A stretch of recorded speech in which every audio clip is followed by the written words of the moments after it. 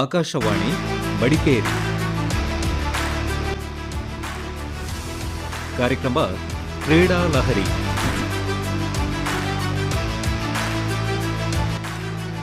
ಕೊಡಗಿನ ಕ್ರೀಡಾ ಸಾಧಕರೊಂದಿಗೆ ಮಾತುಕತೆ ಕೇಳಿ. ಕಾರ್ಯಕ್ರಮ ಕ್ರೀಡಾ ಲಹರಿ. ಆತ್ಮೀಯ ಕೇಳಿಗರೆ, ನಮ್ಮ ಜೊತೆಯಲ್ಲಿ ಇವತ್ತು ರಾಜ್ಯ ಮಟ್ಟದ ಕಿತ್ತೂರು ರಾಣಿ ಚೆನ್ನಮ್ಮ ಪ್ರಶಸ್ತಿಗೆ ಪಾತ್ರರಾಗಿರುವಂತಹ ಸಮಾಜ ಸೇವಕರಾದಂಥ ಪಡಿಕಲ್ ಕುಸುಮಾವತಿಯವರಿದ್ದಾರೆ. ಕುಸುಮಾವತಿಯವರು ಬರೀ ಸಮಾಜ ಸೇವಕರು ಮಾತ್ರ ಅಲ್ಲ, ಅವರು ಕ್ರೀಡಾಪಟುಗಳು ಕೂಡ. ಅವರ ಈ ಕ್ರೀಡಾ ಕ್ಷೇತ್ರದ ಸಾಧನೆಗಳ ಬಗ್ಗೆ ನಾವು ತಿಳ್ಕೊಳ್ಳೋಣ. ನಮಸ್ಕಾರ ಕುಸುಮಾವತಿಯವರು. ನಮಸ್ತೆ ಸರ್. ಈಗ ತಾವು ಸಮಾಜ ಸೇವಕರಾಗಿ ರಾಜ್ಯ ಮಟ್ಟದ ಕಿತ್ತೂರು ರಾಣಿ ಚೆನ್ನಮ್ಮ ಪ್ರಶಸ್ತಿಗೆ ಪಾತ್ರರಾಗಿದ್ದೀರಾ. ಹೌದು ಸರ್.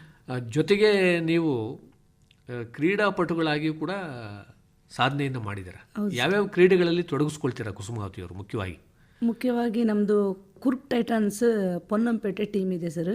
ಏನು? Cricket sir. ಕ್ರಿಕೆಟ್. ಓಹ್, ಕ್ರಿಕೆಟ್ ಆಡ್ತೀರಾ ನೀವು? ಕ್ರಿಕೆಟ್ ಆಡ್ತೀವಿ ಸರ್. ಮತ್ತೆ ಫುಟ್ಬಾಲ್ ಆಟ ಆಡ್ತೀನಿ ಸರ್. ಓಹ್. Athlete sir.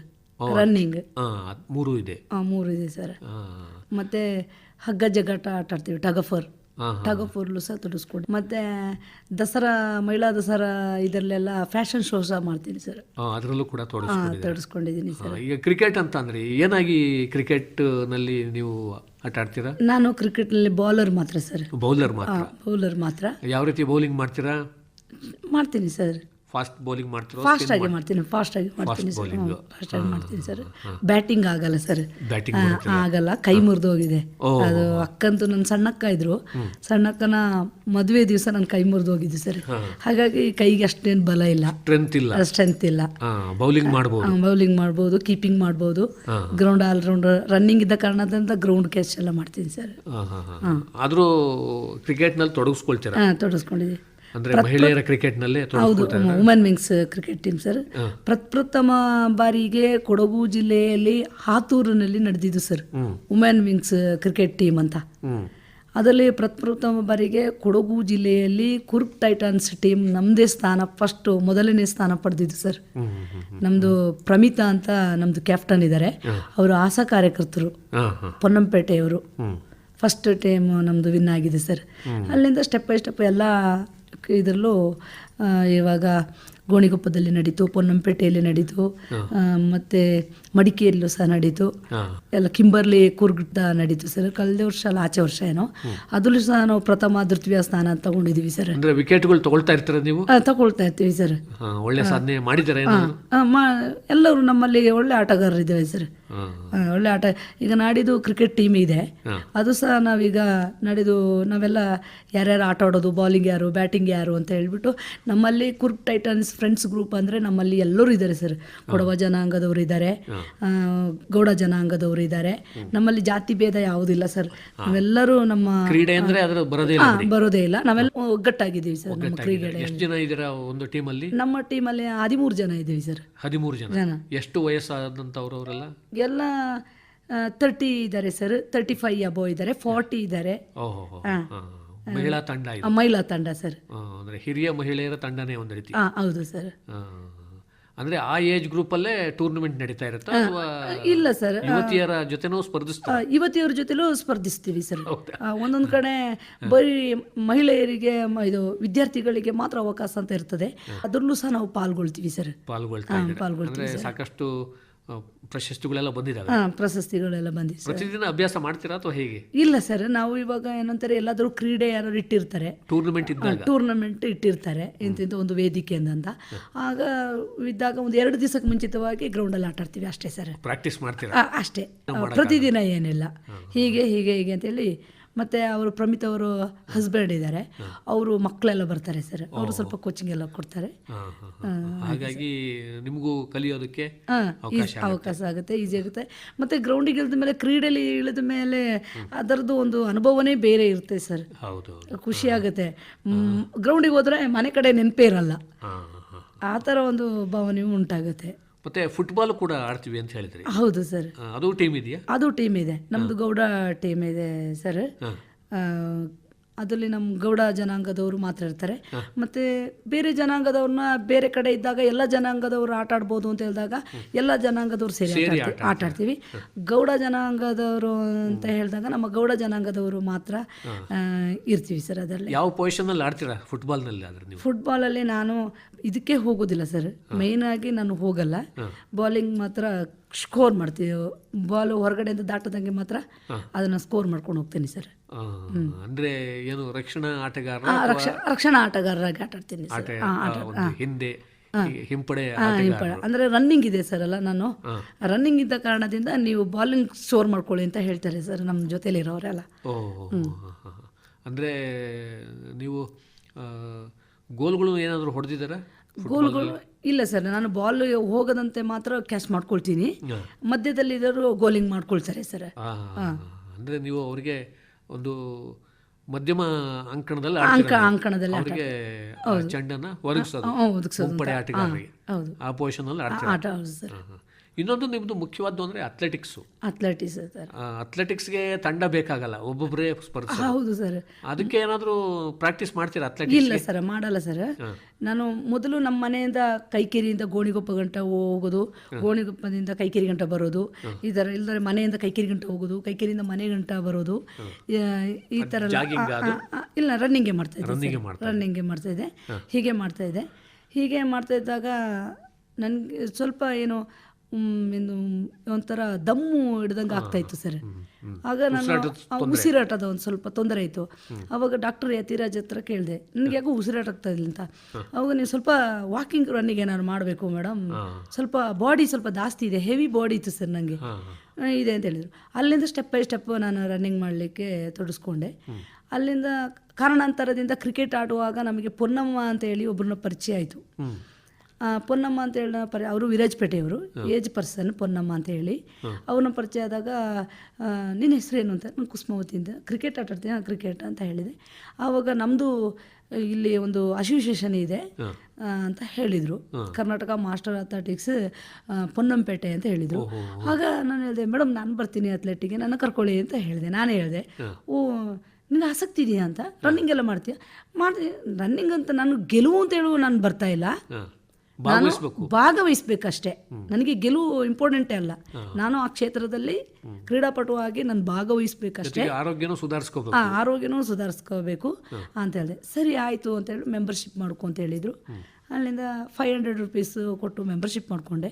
ಫೋಟೋ ಎಲ್ಲ, ಆಧಾರ್ ಕಾರ್ಡ್ ಎಲ್ಲ ಕೊಟ್ಟೆ. ಪ್ರಥಮ ಬಾರಿಗೆ ಅಥ್ಲೆಟಿಕ್ಗೆ ಹೋಗಿದ್ದು ನಾನು ಕೋಲಾರಕ್ಕೆ ಸರ್. 10K 5K ರನ್ ಅಂದ್ರೆ 10,000 ಮೀಟರ್ 5,000 ಮೀಟರ್ ರನ್ನಿಂಗ್. ಅದರಲ್ಲಿ ನನಗೆ ಗೋಲ್ಡ್ ಮೆಡಲ್ ಆಯ್ತು ಸರ್. ಅಂದ್ರೆ ಅದಕ್ಕೆ ವಯೋವರ್ಗ ಇರುತ್ತೆ. ವಯೋಮಾನದಲ್ಲಿ ನೀವು ಸ್ಪರ್ಧಿಸಿದ್ರಿ ಅಲ್ಲಿ? ಅದು 35 ಅಬೋವ್ ಸರ್. 35 ಹೆಚ್ಚು, 40 ಒಳಗಡೆ, 35ರಿಂದ 40 ವರ್ಷದ ಮಧ್ಯೆ ಒಳಗಡೆ. ಆಗ 10K ಫಸ್ಟ್ ಬಂತು sir, 5K first prize gold medal ಆಯಿತು ಮೊದಲನೇದಾಗಿ. ಅವರಿಗೆಲ್ಲ ತುಂಬ ಸಂತೋಷ ಆಯಿತು ಎಲ್ಲರಿಗೂ. ಹಾಗೆ ಬರ್ತಾ ಮತ್ತೆ ಪುನಃ 2ನೇ ಸರಿ ನನಗೆ ಅಜ್ಜನಕಾಡ ಸ್ಟೇಡಿಯಂಗೆ ಹಾಕಿದೆ ಸರ್. ಹೋಗ್ತೀನಿ ಅಂತ ಕೇಳಿದ್ರು. ಹೋಗ್ತೀನಿ. ಉಡುಪಿ ಅಜ್ಜನಕಾಡ ಸ್ಟೇಡಿಯಂ. ಅಲ್ಲೂ ಅಷ್ಟೇ ಸರ್, 5K ಗೋಲ್ಡ್ ಮೆಡಲ್ ಆಯಿತು, 10K ಗೋಲ್ಡ್ ಮೆಡಲ್ ಆಯಿತು. ಮತ್ತೆ ಶಾರ್ಟ್ ಪುಟ್ ಏನೋ ಇಸ್ತೆ ಸರ್, 3rd ಪ್ಲೇಸ್ ಏನೋ ಬಂತು. 3 ಇವೆಂಟ್ ತಗೊಂಡೆ, ಶಾರ್ಟ್ ಪುಟ್ ಒಂದು ತಗೊಂಡೆ, 3rd ಪ್ಲೇಸ್ ಏನೋ ಬಂತು, ಅಲ್ಲೂ ಆಯಿತು. ಮತ್ತೆ ನಂತರ ಪುಣೆಗೆ ಹೋಗಿದ್ದು ಸರ್, ನಾವೆಲ್ಲರೂ ಸೇರಿ ಹೋಗಿದ್ದು. ಕರ್ಕೊಂಡು ಹೋಗಿದ್ರು ನಾನು ಹೇಳಿದೆ, ನನಗೆ ಪುಣೆ ಅಂತ ಹೇಳಿದಾಗ ನನಗೆ ಅಲ್ಲಿ ದೂರ ಆಯಿತು, ಮತ್ತೆ ಅಲ್ಲಿದು ಮಾತು ಬರಲ್ಲ, ಹಿಂದಿ ಮತ್ತೆ ಮರಾಠಿ ಭಾಷೆ, ಆ ಭಾಷೆ ಬರಲ್ಲ ಮೇಡಮ್ ಅಂತ ಹೇಳಿದೆ. ಆವಾಗ ಇಂದಿರಾ ಮೇಡಮ್ ಅಂತ ಒಬ್ರು ಇದ್ರು, ಅವರು ಅಥ್ಲೆಟ್ಗೆ ಬರ್ತಾರೆ, ಅವರು ಕುಶನಗರದವರು. ಅಯ್ಯೋ ನಾನಿದ್ದೀನಿ, ನನಗೆ ಹಿಂದಿ ಬರುತ್ತೆ, ನಮ್ಮ ಹಸ್ಬೆಂಡ್ ಸಹ ಆರ್ಮಿಲಿದ್ದವರು, ನಾನು ಹಿಂದಿ ಬರುತ್ತೆ, ಬಾ ಕರ್ಕೊಂಡು ಹೋಗ್ತೀನಿ ಅಂತ ಹೇಳಿದ್ರು. ಸರಿ ಆಯಿತು ಅಂತ ಹೇಳಿ ಅಲ್ಲಿಗೂ ಸಹ ಪುಣೆಗೂ ಸಹ ಹೋಗಿದೆ ಸರ್. ಅಲ್ಲೂ ಸಹ 5K 10K ಗೋಲ್ಡ್ ಮೆಡಲ್ ಆಯಿತು ಸರ್. ಅಲ್ಲಿ ಚಿನ್ನದ ಪದಕನೂ ಸಹ ಆಯಿತು ಸರ್. ಮತ್ತೆ ಬೇರೆ ಕಡೆನೂ ನಾನು ಬೇರ್ಫುಟ್ ಮ್ಯಾರಥಾನ್ಗೆ ಹೋಗಿದ್ದೆ. ಬರಿಗಾಲಲ್ಲಿ ಓಟ, ಕೊಡಗು ಜಿಲ್ಲೆಯಲ್ಲಿ ಪಾಲಿಪೆಟ್ಟದಲ್ಲಿ ಮ್ಯಾರಥಾನ್. ಎಷ್ಟು ಕಿಲೋಮೀಟರ್ ಅದು? ಅಲ್ಲಿ 10K ತಗೊಂಡಿದ್ದೆ ಸರ್ ನಾನು. 10,000 ಮೀಟ್ರು ಸರ್ ಅಂದ್ರೆ 10 ಕಿಲೋಮೀಟರ್. 10 ಕಿಲೋಮೀಟರ್. ಅಲ್ಲಿ 6th 7th ಪ್ಲೇಸಲ್ಲಿ ಏನೋ ಬಂದೆ ಸರ್ ನಾನು. ಅಲ್ಲಿ ಸ್ವಲ್ಪ ಸ್ಪರ್ಧೆ ಇತ್ತು. ಸ್ಪರ್ಧೆ ಇತ್ತು. ಅಲ್ಲಿ ಹುಡುಗಿರು ಎಲ್ಲ ಇದ್ರು ಸರ್. ಅಲ್ಲಿ ಏಜ್ ಪರ್ಸನ್ ಏನು ಇರಲಿಲ್ಲ, ಎಲ್ಲ ಒಂದೇ ಎಲ್ಲ ಕೆಟಗರಿಲಿ ಇದ್ದು. ಅಲ್ಲಿ ಮಿಲಿಟ್ ಸೋಮಣ್ಣನವರು ಬಂದಿದ್ರು. ಮಿಲಿಟ್ ಸೋಮಣ್ಣವ್ರು ಬಂದಿದ್ರು. ಕಾಲು ಉರಿ ಆದಾಗ ಕಾಲು ಹಿಂಗೆ ನೀರು ಹಾಕೊಂಡು ತೊಳಿತಾ ಇದೆ.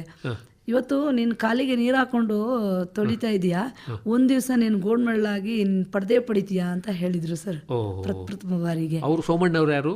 ಅವರು ಮಿಲಿಂದ್ ಸೋಮನ್ ಇಂಟರ್ನ್ಯಾಷನಲ್ ಪ್ಲೇಯರ್ಸ್ ಅಲ್ವಾ ಸರ್? ಮಿಲಿಂದ್ ಸೋಮನ್ ಅವರು ಅವಾಗ ನನ್ನ ಫೋಟೋ ತಗೊಳಕ್ಕಿಂತ ನೋ ಫೋಟೋ ಎಲ್ಲ ಕೊಡಲ್ಲ ಅಂತ ಹೇಳಿ. ಪ್ಲೀಸ್ ಸರ್ ಅಂತ ಹೇಳಿದೆ. ನೋ ನೀನು ಮೆಡಲ್ ತಗೊಂಡು ಆದ್ಮೇಲೆ ಗೋಲ್ಡ್ ಮೆಡಲ್ ತಗೊಂಡು ಆದ್ಮೇಲೆ ಫೋಟೋ ತಗೋಬೇಕು ಅಂತ. ಅವರು ಮ್ಯಾರಥಾನಿಗೆ ಬಂದಿದ್ರು. ಅವರು ವರ್ಷ ಬರ್ತಾರೆ ಸರ್ ಅಲ್ಲಿಗೆ. ಇಲ್ಲ ನಾನು ತಗೊಳ್ತೀನಿ, ನನಗೆ ಆ ನಾಲೆಜ್ ಇದೆ, ನನ್ನ ಟ್ಯಾಲೆಂಟ್ ಇದೆ ನನ್ನಲ್ಲಿ, ನಾನು ತಗೊಂಡು ನಿಮ್ಮ ಹತ್ರ ಬಂದೇ ಬರ್ತೀನಿ ಅಂತ ಹೇಳಿದ್ದೆ ಸರ್ ಅವರಿಗೆ ಪ್ರಥಮ ಬಾರಿಗೆ. ಆವಾಗ ಆಯಿತು ಅಂತ. ಆಗ ನೀನು ಬಸ್ಕಿ ತೆಗಿ ಅಂತ ಹೇಳಿದರು. 100 ಬಸ್ಕಿ ತೆಗಿ ಕೇಳಿದ್ರು ಸರ್. 87 ಬಸ್ಕಿ ತೆಗೆದಿದ್ದೀನಿ. ಲಾಸ್ಟಿಗೆ ನನಗೆ ಕಣ್ಣೀರು ಬಂದುಬಿಡ್ತು, ಆಗ್ತಾ ಇರಲಿಲ್ಲ. ಅಲ್ಲಿಂದ ಆಯಿತು ಅಂತೇಳಿ ಫೋಟೋ ಸಹ ತಗೊಂಡ್ರು ಸರ್. ಫೋಟೋ ಈಗಲೂ ಆಲ್ಬಂಬಲ್ಲಿ ಇದೆ. ಮಿಲಿಂದ್ ಸೋಮನ್ ದೊಡ್ಡ ಮಾಡಲ್ಲು, ಫಿಲ್ಮ್ ಆಕ್ಟರ್ ಮತ್ತೆ ಅಥ್ಲೀಟ್. ಅವರು ಹೇಳಿದ್ರು ಸರ್, ನಾನು ಸಾವಿರಾರು ಮೆಡಲ್ ತಗೊಂಡು ಆದ್ಮೇಲೆ ನನಗೆ ಗೋಲ್ಡ್ ಮೆಡಲ್ ಬಂದಿದ್ದು ಅಂತ ಹೇಳಿದ್ರು ಸರ್. ಎಲ್ಲ ಹಾಗೆ ಸಾಧಾರಣ ಮೆಡಲ್ ಓದಲ್ಲಿ ಪ್ರಶಸ್ತಿ ನಾನು ಭಾಗವಹಿಸ್ತಿದ್ದೀನಿ ಅಂತ ಕೊಡ್ತಾ ಇದ್ರು. ಲಾಸ್ಟಿಗೆ ನನಗೆ ಎಷ್ಟು ಸಾವಿರಾರು ತೊಗೊಂಡ್ಮೇಲೆ ನನಗೆ ಗೋಲ್ಡ್ ಮೆಡಲ್ ಸಿಕ್ಕಿದ್ದು. ನೀನು ಪ್ರಯತ್ನ ಪಡಬೇಕು, ಪ್ರಯತ್ನ ಪಟ್ಟರೆ 100% ನೀನು ಗೋಲ್ಡ್ ಮೆಡಲ್ ತೊಗೊಳ್ತೀಯ ಅಂತ ಹೇಳಿದರು ಸರ್. ಅದು ಅವರ ಮಾತಿನಂತೆ ಆಯಿತು ಸರ್, ಗೋಲ್ಡ್ ಮೆಡಲ್ ತೊಗೊಂಡೆ. ಮತ್ತು ನೆಕ್ಸ್ಟ್ ಕಳೆದ ವರ್ಷ ಅವ್ರು ಬಂದಾಗ ನಾನೆಲ್ಲ ಗೋಲ್ಡ್ ಮೆಡಲ್ ತೊಗೊಂಡೋಗಿ ಅವ್ರಿಗೆ ಒಪ್ಪಿಸಿದ್ದೆ. ನೋಡ್ದಾ ನಾನು ಹೇಳಿದಂಗೆ ಆಗಿಲ್ವಾ, ಇನ್ನೂ ತಗೊಳ್ತೀಯ, ಜೊತೆಗೆ ಸಮಾಜ ಸೇವೆಯಲ್ಲೂ ನಿನಗೆ ಒಳ್ಳೆ ಹೆಸರು ಬರುತ್ತೆ, ಕೀರ್ತಿ ಬರುತ್ತೆ ಅಂತ ಎಲ್ಲ ಮಾತಾಡಿದ್ರು ಸರ್. ಅಂದರೆ ಇನ್ನೂ ಭಾಗವಹಿಸ್ತಾ ಮ್ಯಾರಥಾನ್ಗಳಲ್ಲೂ ತುಮಕೂರು ಹೋಗಿದೆ ಸರ್. 21K ರನ್ ಮಾಡಿದೆ, 21K ಓಡಿದೆ. 21 ಕಿಲೋಮೀಟರ್ ಅಥವಾ ಕಿಲೋಮೀಟರ್ 21 ಕಿಲೋಮೀಟರ್ ಭಾಗವಹಿಸಿದಾಗ ಅಲ್ಲಿ ಗುರುಗಳು ಇದ್ರು, ಸ್ವಾಮೀಜಿಗಳು ಅಭಿನಂದನೆ ಪತ್ರ ಕೊಟ್ಟರು ಸರ್. ಅಲ್ಲಿದು ತುಮಕೂರುದು ನನಗೆ ಹೋಗಿ ಅವರು ಪ್ರೇಯರ್ ಮಾಡ್ತಾ ಇದ್ರು. ಪ್ರೇಯರ್ ಮಾಡ್ತಾ ಇದ್ದಂಗೆ ಭಜನಾ ಮಂದಿರ ದಾಟಿ ಹೋಗ್ಬೇಕಾಗಿತ್ತು, ತುಮಕೂರುದು ಭಜನಾ ಮಂದಿರ. ಅಲ್ಲಿ ಎಲ್ಲರೂ ಓಡ್ತಾ ಇದ್ರು. ಈ ಭಜನೆ ಕೇಳ್ಬಿಡ್ತಲ್ಲ ಸರ್, ನಾನು ಭಜನೆ ಕೇಳಿದಾಗ ಸಡನ್ ನಿಂತ್ಬಿಟ್ಟೆ. ಈಗ ನಮ್ಮ ರಾಷ್ಟ್ರಗೀತೆ ಆಡುವಾಗ ನಾವು ನಿಲ್ಲುವಂಥದ್ದು ನನ್ನ ಕರ್ತವ್ಯ ಸಹ. ಅದಕ್ಕೆ ನಾನು ತಲೆ ಎತ್ತಿ ನಿಲ್ಲುವಂಥದ್ದು ಸಹ ನಮ್ಮ ಧ್ವಜಕ್ಕೆ ಯಾವತ್ತು ನಾವು ತೋರಿಸ್ಬೇಕಲ್ಲ ಅಂತ ಒಂದು ಇದರಲ್ಲಿ ಅವರು ಪ್ರೇಯರ್ ಮಾಡ್ತಾಯಿದ್ರು. ಪ್ರೇಯರ್ ಮಾಡುವಾಗ ನಮ್ಮ ಹಿಂದೂ ಸಂಸ್ಕೃತಿ ನಮ್ಮ ಪ್ರೇಯರ್ ಮಾಡೋದು. ನಾನು ಪ್ರೇಯರ್ ಮಾಡ್ತಾ ಅವ್ರು ಪ್ರೇಯರ್ ಮಾಡ್ತಾಯಿದ್ರು ಸರ್, ನಾನು ನಿಂತ್ಬಿಟ್ಟೆ ಅವ್ರು ಭಜನೆ ಮಾಡುವಾಗ. ಅದನ್ನು ಎಲ್ಲರೂ ಓಡ್ತಾಯಿದ್ರು, ನಾನು ಸ್ಟಾಪ್ ಮಾಡಿಬಿಟ್ಟೆ ಅಲ್ಲ. ಅಂದರೆ ಲಾಸ್ಟಿಗೆ ಯಾಕೆ ನಿತ್ಯ ಅಂತ ಕೇಳಿದರು. ಇಲ್ಲ ಗುರುಗಳೇ, ಭಜನೆ ಮಾಡ್ತಾಯಿದ್ರು ಅದಕ್ಕೆ ನಿತ್ಯ, ತಪ್ಪೇನು ಅಂತ. ಅಲ್ಲಿಂದ ಎಲ್ಲರೂ ಬಂದು ಕ್ಲ್ಯಾಪ್ ಮಾಡ್ತಾಯಿದ್ರು. ರೌಂಡ್ ಬಂದುಬಿಟ್ರು ಆಗಲೇ ರೌಂಡ್ ಬಂದು ಕ್ಲ್ಯಾಪ್ ಮಾಡಿದ್ರು. ಯಾಕೆ ನಿತ್ಯ ಅಂತ. ಇಲ್ಲ ಭಜನೆ ಮಾಡ್ತಾಯಿದ್ರಿ, ನನ್ನ ಸಂಸ್ಕೃತಿನ ನಾನು ಉಳಿಸ್ಕೋಬೇಕಲ್ಲ, ಅದ ಕಾರಣದಿಂದ ನಾನು ನಿಂತಿದ್ದೀನಿ ಹೊರತು ಬೇರೆ ಏನಿಲ್ಲ ಅಂತ ಹೇಳಿದೆ. ಓ ಹಾಗೇನಾ ಅಂತ ಕೇಳಿದ್ರು. ಹೌದು ಅಂತ. ಎಲ್ಲಿಂದ ಬಂದಿದ್ದು ಅಂತ ಕೇಳಿದರು. ಆವಾಗ ನಾನು ಹೇಳಿದೆ ಕೊಡಗು ಜಿಲ್ಲೆಯಿಂದ ಬಂದಿದ್ದು. ಕೊಡಗಿನ ಕಾವೇರಮ್ಮನ ಮುಖ ನಿಮ್ಮಲ್ಲಿ ಎದ್ದು ಕಾಣ್ತಾ ಇದೆ, ಆಶೀರ್ವಾದ ಇದೆ. ಎದ್ದು ಕಾಣ್ತಾ ಇದೆ. ಓ ಆ ಕೊಡಗಿನವ್ರು ಬೇರೆ ಯಾವ ಜನ ಇಲ್ಲಿ ಬಂದರೆ ಬೇರೆ ಸ್ಟೇಟಿಂದೆಲ್ಲ ಬಂದಿರ್ತಾರೆ, ಇಷ್ಟು ಓಡ್ತಾ ಇದ್ರು, ಯಾರೂ ನಿಂತಿಲ್ಲ. ಪ್ರಥಮ ಬಾರಿಗೆ ನೀವು ಕೊಡಗಿನವರು ನಿಂತಿದ್ದು ಅಂತ ಹೇಳಿದರು ಅಂತ. ಅಲ್ಲೇನೋ ಪ್ರೈಸ್ ಬಂತ ಅಥವಾ ಅಲ್ಲಿ ಅಭಿನಂದನೆ ಪತ್ರವನ್ನು ಕೊಟ್ಟರು ಸರ್ ನನಗೆ. ಅಂದ್ರೆ ನೀವು ನಿಂತಿದ್ರಿಂದ ಅಲ್ಲಿ ಗೆಲ್ಲಕ್ಕಾಗಲಿಲ್ಲ. ಅಭಿನಂದನೆ ಪತ್ರ ಕೊಟ್ಟರು ಸರ್. ಲಾಸ್ಟಿಗೆ ಎಷ್ಟು 27ನೇ ಪ್ಲೇಸ್ನಲ್ಲಿ ಬಂದೆ ಸರ್. ಅಭಿನಂದನೆ ಪತ್ರ ತಗೊಂಡು 27ನೇ ಪ್ಲೇಸಲ್ಲಿ ಬಂದೆ. 35 ಅಬೋವ್ ಇದರಲ್ಲಿ 21 ಕಿಲೋಮೀಟರ್ ಬಂದೆ. ಆಮೇಲೆ ಬಿಜಾಪುರ ಹೋಗಿದೆ ಸರ್. ನಮ್ಮ ಜಯಜವಾನ್ ಡಿಫೆನ್ಸ್ ಅಕಾಡೆಮಿ ಮಕ್ಕಳನ್ನ ಕರ್ಕೊಂಡು ಬಿಜಾಪುರಕ್ಕೆ ಹೋಗಿದೆ. ಅಲ್ಲಿ 21K ರನ್ ಮಾಡಿದೆ. ಅಲ್ಲೂ 21 ಕಿಲೋಮೀಟರ್ ಅಲ್ಲೂ ಹಾಫ್ ಮ್ಯಾರಥಾನ್. ಅಲ್ಲೂ 9ನೇ ಪ್ಲೇಸಲ್ಲಿ ಬಂದೆ ಸರ್. ಮೆಡಲ್ ಸಿಕ್ತು, ಪ್ರಶಸ್ತಿ ಪತ್ರ ಎಲ್ಲ ಸಿಕ್ಕಿದೆ ಸರ್. ಇನ್ನು ಕೊಡಗು ಜಿಲ್ಲೆಯಲ್ಲಿ ಮ್ಯಾರಥಾನ್ ಎಲ್ಲ ಹೋಗ್ತಾ ಇದ್ದೀನಿ ಸರ್.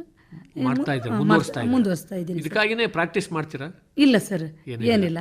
ಅಂದರೆ ಒಂದು 2 ದಿವಸ ಉಂಟುದಲ್ದಿಗೆ ನಾನು ಆನ್ಲೈನ್ ಮಾಡ್ತೀನಲ್ಲ ಸರ್, ಆವಾಗ ನಾವಿರುವ ಏರಿಯಾದಲ್ಲಿ ಓಡೋದು ಮಾಡೋದು ಈ ಥರ. ಮತ್ತೆ ನಿಮ್ಮ ಅಸೋಸಿಯೇಷನ್ ಇದೆಯಲ್ಲ, ಅದು ಇದೆಯಲ್ಲ ಸರ್, ಅದು ಇದ್ದಾಗ ನಾನು ಗ್ರೌಂಡಲ್ಲಿ ಆ ಥರ ಓಡೋದು ಮಾಡೋದು, ಮನೆ ಒಳಗಡೆ ಓಡೋದು ಮಾಡೋದು, ಆ್ಯಕ್ಟಿವ್ ಆಗಿ ಕೆಲಸ ಮಾಡೋದು ಆ ಥರ. ಮತ್ತೆ ಮನೆಯಲ್ಲಿ ಯಾವ ರೀತಿ ಪ್ರೋತ್ಸಾಹ ಇದೆ ಕುಸುಮಾವತಿ ಅವರು? ಮನೆಯಲ್ಲಿ ತವ್ರ ಮನೆ ಕಡೆ ತುಂಬ ಪ್ರೋತ್ಸಾಹ ಇದೆ ಸರ್, ಹೆಚ್ಚಿನ ಅಂಶ ಆಗಿ. ಎಲ್ಲಿಗೆ ಹೋಗಬೇಡ ಅಂತ ಅಣ್ಣ ಅತ್ತಿಗೆ ಯಾರು ಹೇಳಲ್ಲ, ಅಕ್ಕ ಯಾರು ಹೇಳಲ್ಲ, ಮತ್ತು ಅಕ್ಕನ ಮಕ್ಕಳು ಯಾರು ಹೇಳಲ್ಲ ಸರ್. ಮತ್ತು ಯಾರು ಎಲ್ಲರದ್ದು ಪ್ರೋತ್ಸಾಹ ಇದೆ ಸರ್, ಮನೆತನವ್ರದ್ದು ಪ್ರೋತ್ಸಾಹ ಎಲ್ಲ ಇದೆ ಸರ್. ಇನ್ನು ಮುಂದುವರಿಸಬೇಕು ಅಂತ ಇದ್ದೀರಾ? ಕ್ರೀಡಾ ಚಟುವಟಿಕೆಯಲ್ಲಿ ಮುಂದುವರಿಸ್ಕೊಂಡು ಹೋಗ್ತೀನಿ ಸರ್.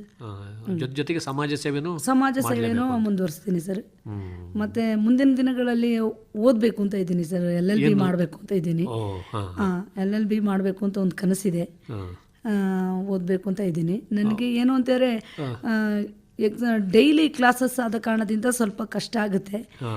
MN ಅವ್ರನ್ನ ಗಮನಕ್ಕೆ ತಂದು, ನಮ್ಮ ವಿರಾಜಪೇಟೆಯಲ್ಲಿ ಲಾ ಕಾಲೇಜ್ ಇದೆ ಸರ್, MLA ಅವರ ಗಮನಕ್ಕೆ ತಗೊಬಂದು ಅವರು ಓದು ಅಂದರೆ ಅವರ ಸ್ವಲ್ಪ ಹಣಕಾಸಿನ ವ್ಯವಸ್ಥೆ ಎಲ್ಲ ಮಾಡಿಕೊಟ್ರೆ. ಆದರೆ ಈಗ ಈ ಕರೆಸ್ಪಾಂಡೆನ್ಸ್ ಕೋರ್ಸ್ ಓದೆಲ್ಲ ಇಲ್ಲ ಸರ್, ಅದೇ ನನಗೀಗ ತೊಂದರೆ ಆಗಿದ್ದು. ಅಂದರೆ ರೆಗ್ಯುಲರ್ LLB ಮಾಡ್ಲಿಕ್ಕೆ ಆಗಲ್ಲ. ಇನ್ನೊಂದು ಬ್ಯಾಚುಲರ್ ಆಫ್ ಅಕಾಡೆಮಿಕ್ ಲಾ ಅಂತ ಇದೆ. ಓಕೆ ಸರ್, ಅದು ಕರೆಸ್ಪಾಂಡೆನ್ಸ್ ಕೋರ್ಸಲ್ಲಿ ಮಾಡ್ಕೋಬಹುದು. ಅಂದರೆ ಅದರಲ್ಲಿ ಏನಪ್ಪ ಅಂದರೆ ನೀವು ಕೋರ್ಟ್ಗೆ ಹೋಗಿ ಪ್ರಾಕ್ಟೀಸ್ ಮಾಡೋಕ್ಕಾಗಲ್ಲ. ಹೌದು ಸರ್. LLB ರೆಗ್ಯುಲರ್ ಆದರೆ ನೀವು ಮಾಡ್ಬೋದು. ಅದಕ್ಕೆ ಪೊನ್ನಣ್ಣನವರ ಸರ್ ಅವರ ಒಂದು ಗಮನಕ್ಕೆ ತಂದು, ಇಂಥ ಒಂದು ವಿರಾಜಪೇಟೆಯಲ್ಲಿ ಇದೆ, ನಾನು ಸಮಾಜ ಸೇವೆ ಜೊತೆಲಿ ಅಥ್ಲೆಟ್ ಜೊತೆಲಿ ನನಗೆ ಎಜುಕೇಷನ್ ಸಹ ಮುಂದುವರಿಸಿದರೆ, ಎಜುಕೇಷನ್ ಇದ್ದರೆ ನಮಗೆ ಇನ್ನೂ ಸ್ವಲ್ಪ ನಾಲೆಜ್ ಇರುತ್ತೆ ಸಮಾಜದಲ್ಲಿ. ನಾನು ಏನು ದೊಡ್ಡ ಮಟ್ಟದಲ್ಲಿ ಈಗ ಅವಾರ್ಡ್ ಸಿಕ್ಕಿದ್ದಕ್ಕೆ ದೊಡ್ಡ ಮಟ್ಟದಲ್ಲಿ ಏನೂ ಮಾಡಲಿಲ್ಲ ಸರ್. ಒಂದು 100ಕ್ಕೆ 1 ಭಾಗ ಮಾಡಿದ್ದೀನಿ ಅಷ್ಟೇ. ಇನ್ನು ಮುಂದಕ್ಕೂ ಇನ್ನೂ 99 ಭಾಗ ಇದೆ ನನ್ನ ಸಾಧನೆ ಮಾಡಲಿಕ್ಕೆ. ಹಾಗೆ ಜೊತೆಗೆ ವಿದ್ಯಾಭ್ಯಾಸನೂ ಇದ್ದರೆ ಇನ್ನೂ ಸಾಧನೆ ಮಾಡುವಂಥ ಒಂದು ಇದು ಮುಂದಾತು ಇರುತ್ತಲ್ಲ ಸರ್. ಈ ಕ್ರೀಡಾ ಚಟುವಟಿಕೆಗಳನ್ನ ಇನ್ನೂ ಮುಂದುವರಿಸ್ಕೊಂಡು ಹೋಗ್ಬೇಕು ಅಂತ ಇದ್ದೀನಿ ಸರ್. ಎಲ್ಲ ಕ್ಷೇತ್ರಗಳಲ್ಲೂ ಭಾಗವಹಿಸ್ಕೊಳ್ಬೇಕು ಅಂತ, ವಿದ್ಯಾಭ್ಯಾಸದಲ್ಲಾಗಿರ್ಬೋದು, ಕ್ರೀಡಾ ಕ್ಷೇತ್ರದಲ್ಲಾಗಿರ್ಬೋದು, ಸಮಾಜ ಸೇವೆಯಲ್ಲಿ ಆಗಿರ್ಬೋದು. ಯಾಕೆಂದರೆ ನಾನು ಕೊಡಗು ಜಿಲ್ಲೆಯಲ್ಲಿ ನನ್ನ ತಾಯಿ ಗರ್ಭದಿಂದ ಬಂದಿದ್ದೇನೆ ಸರ್. ನನ್ನ ಕೊಡುಗೆ, ಕಾವೇರಮ್ಮನ ತಾಯಿಗೆ ನನ್ನ ಕೊಡುಗೆ ಏನು ಅಂತ ಹೇಳೋದು ನನಗೆ ಮುಖ್ಯ. ಒಂದು ಕ್ರೀಡಾ ಜಿಲ್ಲೆ ಇದು ಕೊಡಗು. ಹೌದು, ಬಹಳಷ್ಟು ಜನ ಕ್ರೀಡಾಪಟುಗಳು ಅಂತಾರಾಷ್ಟ್ರೀಯ ಮಟ್ಟದಲ್ಲಿ ಹೆಸರು ಮಾಡಿದ್ದಾರೆ. ಹೌದು. ಈಗ ಎಲ್ಲ ಕ್ಷೇತ್ರಗಳಲ್ಲೂ ಜನ ಅಥ್ಲೆಟ್ ಹೋಗ್ತಾ ಇದ್ದಾರೆ, ಎಲ್ಲ ಕೆಲಸಗಳನ್ನ ಮಾಡ್ತಾ ಇದ್ದಾರೆ. ಅಂದರೆ ಕೊಡಗು ಜಿಲ್ಲೆ ಅಂತ ಹೇಳಿದರೆ ಒಂದು ವಿಭಿನ್ನ ರೀತಿಯಾದಂಥ ಒಂದು ಕೊಡಗು ಜಿಲ್ಲೆ, ಒಂದು ಶಾಂತಿ ಪ್ರಿಯವಾದಂಥ ಒಂದು ಕೊಡಗು ಜಿಲ್ಲೆ, ತುಂಬ ಪ್ರೀತಿ ವಿಶ್ವಾಸವನ್ನು ಹೊಂದಿದಂಥ ಒಂದು ಕೊಡಗು ಜಿಲ್ಲೆ. ನಾನು ಎಲ್ಲ ಕಡೆ ಹೋಗಿದ್ದೀನಿ, ಎಲ್ಲ ಜಿಲ್ಲೆ ಕಡೆಗೂ. ಅಂದರೆ ಕೊಡಗು ಜಿಲ್ಲೆ ಅಂತ ಹೇಳಿ ಒಂದು ಪ್ರತ್ಯಕ್ಷವಾದಂಥ ಒಂದು ಕೊಡಗು ಜಿಲ್ಲೆ ಅಂತ ಹೇಳ್ತಾರೆ. ಯಾಕೆಂದರೆ ಇದು ಕೊಡಗು ಜಿಲ್ಲೆ ಅಂತ ಹೇಳೋಕ್ಕಿಂತ ಮೊದಲು ಇದು ಸೈನಿಕರ ನಿಲಯ ಅಂತ ಹೇಳಲಿಕ್ಕೆ ನಾನು ಇಷ್ಟಪಡ್ತಾ ಇದ್ದೀನಿ ಸರ್. ಸೇನಾ ನೆಲೆ ಇದ್ದಂಗೆ ಬಹಳಷ್ಟು ಜನ ಸೈನ್ಯದಲ್ಲಿ ಸೇವೆ ಸಲ್ಲಿಸಿದ್ದಾರೆ. ಈಗಾಗಲೇ ನನ್ನ ಮಗನೂ ಸೇವೆ ಸಲ್ಲಿಕ್ಕೆ ಸಿದ್ಧನಾಗಿದ್ದಾನೆ ಸರ್. ಅವರು ಕೂಡ ಸೇರ್ಕೊಳ್ತಾ ಇದ್ದಾರೆ. ಹೌದು. ತುಂಬ ಸಂತೋಷ ಕುಸುಮಾವತಿ ಅವರೇ, ತಮ್ಮ ಈ ಕ್ರೀಡಾ ಚಟುವಟಿಕೆಗಳ ಬಗ್ಗೆನೂ ಕೂಡ, ತಮ್ಮ ಈ ಕ್ರೀಡಾ ಚಟುವಟಿಕೆಗಳ ಬಗ್ಗೆ ನಮ್ಮ ಜೊತೆಯಲ್ಲಿ ತಮ್ಮ ಅನುಭವಗಳನ್ನು ಹಂಚಿಕೊಂಡಿದ್ದೀರಾ. ನಿಮ್ಮ ಈ ಕ್ರೀಡಾ ಚಟುವಟಿಕೆಗಳು ಇದೇ ರೀತಿ ಮುಂದುವರಿಲಿ, ಮತ್ತು ಇನ್ನೂ ಹೆಚ್ಚಿನ ಒಂದು ಮೆಡಲ್ಗಳು ಕೂಡ ನಿಮಗೆ ಬರಲಿ ಅಂತ ಒಂದು ಆಶಯದೊಂದಿಗೆ ನಮ್ಮ ಸಂದರ್ಶನ ಮುಗಿಸೋಣ. ನಮಸ್ಕಾರ. ನಮಸ್ತೆ ಸರ್.